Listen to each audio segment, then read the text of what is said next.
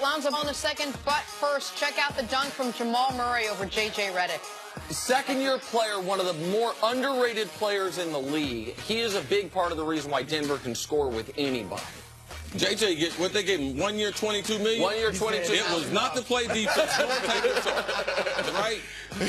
White man can't jump, take no charge. No, I'm not here for that. That was nasty. That was nasty. Same game, same concept. This time, Joel Embiid. Watch it. Man, like Paul Millsap, not exactly. I mean, he's a decent defensive player, but in Denver, man, I don't know. They got right on his head. Something about the altitude, and I know that game was not at altitude, but man, Embiid. I mean, what? Come on, man, on that defense. Where are you worried Embiid's going to go? Retreat to the three-point line? Like, what are you doing? Well, he will shoot the three. I know, but he's not going to dribble out from the low block. Finally, check out these dunks from Duke commit Zion Williamson. He won the dunk contest at the McDonald's All-American game because he's good. Man. He could have won the NBA dunk contest. Yeah. With all due respect to Donovan Mitchell, he could have won this year. Absolutely. Is all the same dunk I'm looking at? No. It looks amazing. One was between the legs, and that's a different one between the legs. I mean, we've seen three different dunks of this. His name would really be Zion if that was one dunk. They say he jumps like Vince Carter and he's built like LeBron. Right, which means there must be a hole in this young man's game we don't know about because he's the #3 recruit in the country. I have not He's a lefty. seen, I don't know Behind the if I've seen three-point anything range but dunks. is questionable. Also, his weight. He lost a little weight before this game and everything, but during the regular season, there was more of him taking up the frame than in that picture. But that's right, the J. Where's the J? That's Yes. what you wonder about. The Lakers played last night, and the Lakers lost last night again, eliminated from playoff contention for the 5th straight year. But Lonzo Ball provided a bit of hope. 15 points on 7 of 8 shooting to go along with 11 assists and 8 rebounds. Many said that Lonzo could be an all-time great if he could improve his shot. Nick, how has Lonzo progressed this season? Listen, the one question on Lonzo all year has been, can his ability to shoot the three, finish at the rim, and develop any type of mid-range game develop as quickly as his passing, rebounding, and, shockingly to me, his defense has at the NBA level? Because as you can go side by side, like the guy he was compared to out of college, Jason Kidd, their 2 rookie years, they're incredibly similar. Kidd was a slightly better shooter and averaged slightly more points per game, but the rest of the numbers, I mean, that's nearly identical, right? And Jason Kidd obviously had a first-ballot Hall of Fame career.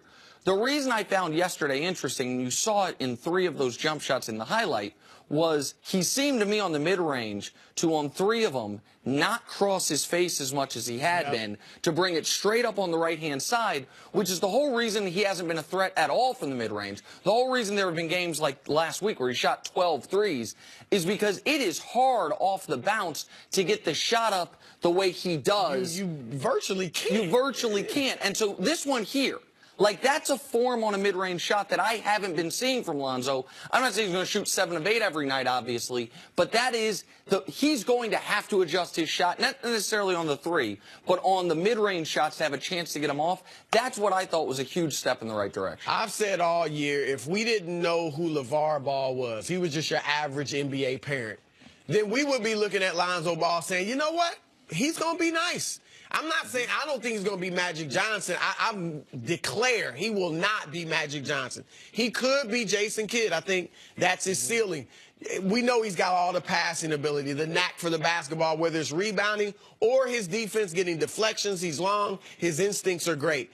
The shot is what we have to watch, not just because of the strange form and the inaccuracy this season, but how I don't think you can have 2 types of jump shots. No. You know, like I don't even think you can shoot from 3 with his swinging motion, but then go to the foul line and shoot a typical jump shot form, and even like he did in the mid-range. So I think it's going to have to become one or the other. And it's going to have to become a more standard form. Did you see a slight adjustment yesterday on the mid-range? His mid-range was, and he did it I hate to once. disappoint y'all, man.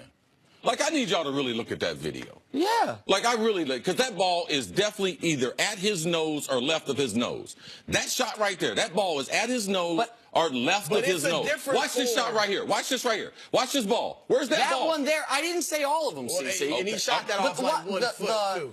That one right there, the bank shot, it's off the left side. Okay, so it takes... What about this one, though? It takes a lot longer. That's straight up into the left side. It's a bad angle from the camera. All right, I looked at him, looked at him, looked at him. Now, as a college basketball player, you only spend so much time in the gym. I expect him to improve. This is his job.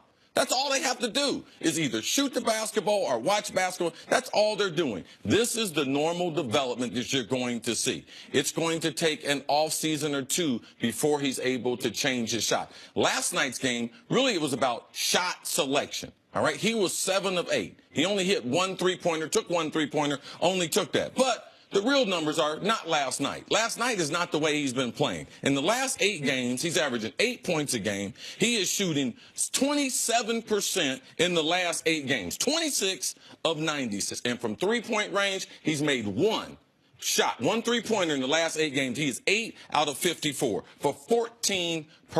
Well, there is. So what do you don't like his game? Is that? I'm just saying last night he had a game where his shot selection was better. But the last 8 games before that, it was a lot of the same. If you go 12, no, it's mechanic. If you go 12 games before the previous 8, right? But there was an adjustment. Fire. So he's up and down. So there was. Terry Stotts talked about this, and a lot of people I think missed this.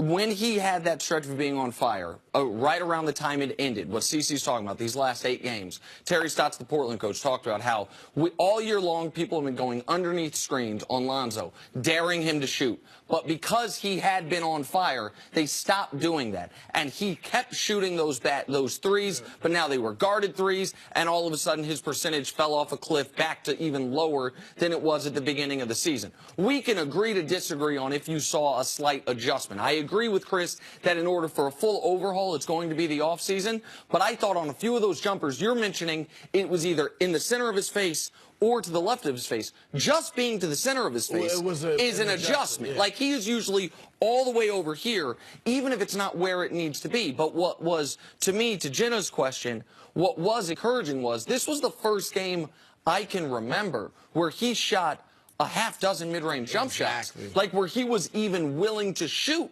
mid-range jump shots. It has been threes or at the rim. The game where he was 1 of 12 from 3, he was 2 of 15 from the field. Those three non-3-pointers were all at the rim. He wasn't shooting the mid-range jump shot. So the adjustment, given how they're guarding him, to me is a positive development. Yeah, I totally agree. And just what you said, I mean, the fact that he took so many mid-range J's, and what it does, we know this is a league where more and more all teams are saying layup, dunk, or three-pointer. But having the mid-range just makes you tougher to defend. Because now I don't know, are you going to pull up from 15 or up rather than thinking he's in the line, he's inside the arc now, he's definitely going to the rim. So this just gives him more versatility and makes him tougher to guard. All right, Chris, we'll see you a little bit later in the show. Coming up, though, here, how far can the Warriors go without Steph Curry? It's next on First Things First.